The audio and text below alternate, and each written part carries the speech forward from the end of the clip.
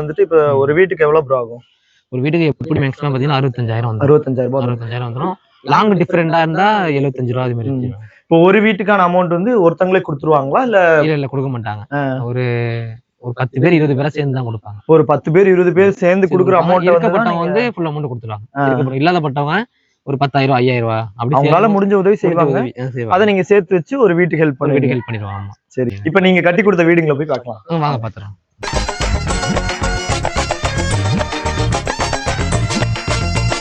ஐயப்பன் வந்து ஒரு 56 வீடு கட்டி கொடுத்துருக்கேன்னு சொல்லியிருக்காரு.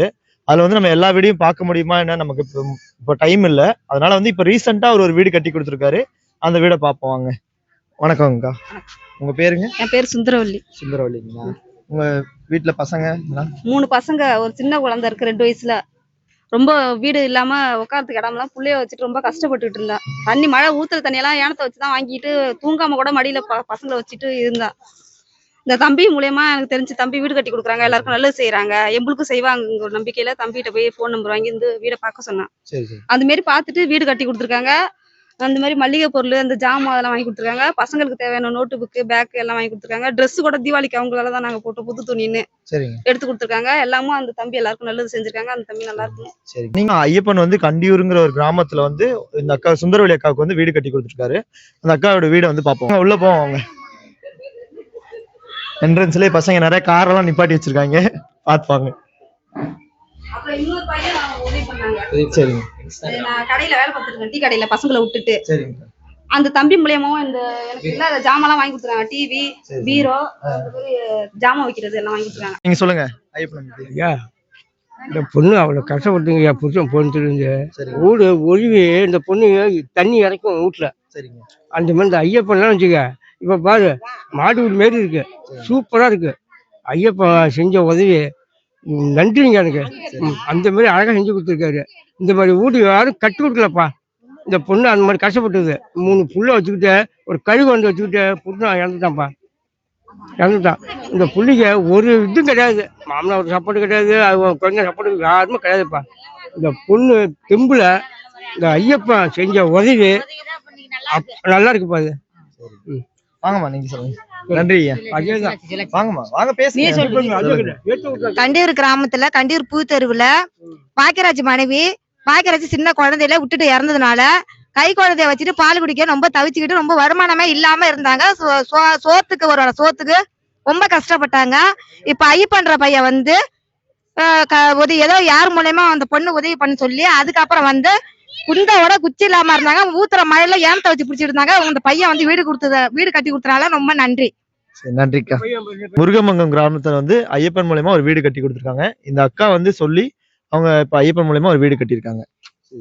அது ரொம்ப அவங்க கஷ்டத்துல இருந்தாங்க. அவங்களால படுத்துக்க கொள்ள எதுவுமே இடம் கிடையாது. வயசு பொண்ணு வச்சுக்கிட்டு வீடு அந்த மழை டயத்துல எல்லாம் ரொம்ப கஷ்டப்பட்டாங்க.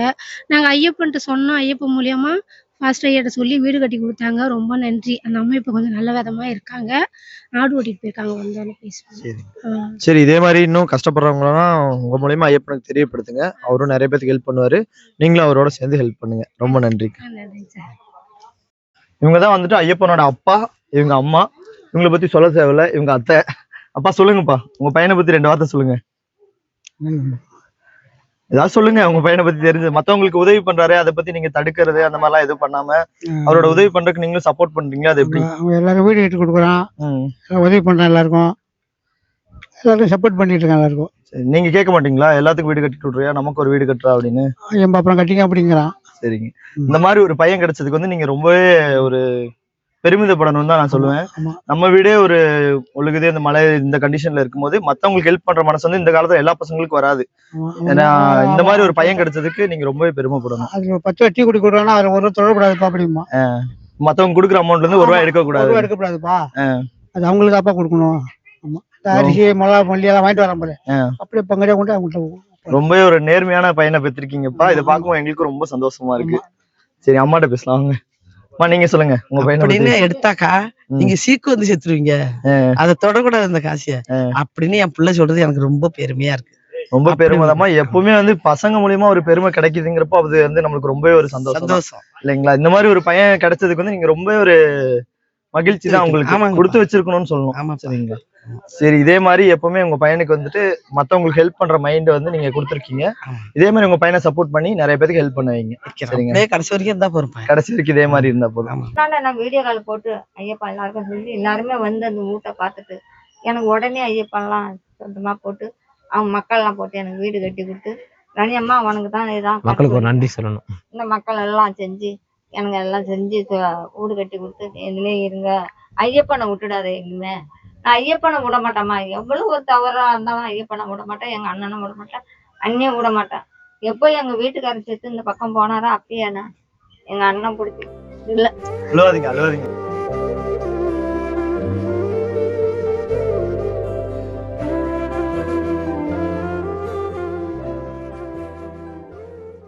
எப்படி இந்த வீடியோஸ் மூலியமா மக்களை சந்தோஷப்படுத்துறீங்களோ அதே மாதிரி நீங்களும் சந்தோஷமா இருக்கணும். நீங்க சந்தோஷமா இருந்தாதான் நாங்க வீடியோல பார்த்து நாங்களும் சந்தோஷப்பட முடியும். எப்பவுமே உங்க கண்ணுல வந்து நாங்க அழுகையை பார்க்கவே கூடாது. நீங்க வந்து எங்க அம்மா மாதிரி என்னைக்குமே அழுக கூடாது. சரிங்களா? ரவா பவலா கஷ்டப்பட்டு கண்ணு முழிச்சுக்கிட்டு பசி போய்க்கு பட்டினி போய்க்கு இதுக்கெல்லாம் எவ்வளவு சுத்தி அலைஞ்சிட்டு வந்து நைட்டு செத்த நாய் கண்ணு மூடுதாதான். அவ்வளவு கஷ்டப்படுது புள்ள. அதுக்காக சப்போர்ட் பண்ணுங்க, ஆதரவு கொடுங்க. நன்றி, வணக்கம். இதே மாதிரி இன்னொரு வீடியோல நாங்க உங்களை சந்திக்கிறோம். நீங்களும் எங்க சேனலை சப்ஸ்கிரைப் பண்ணுங்க, சப்போர்ட்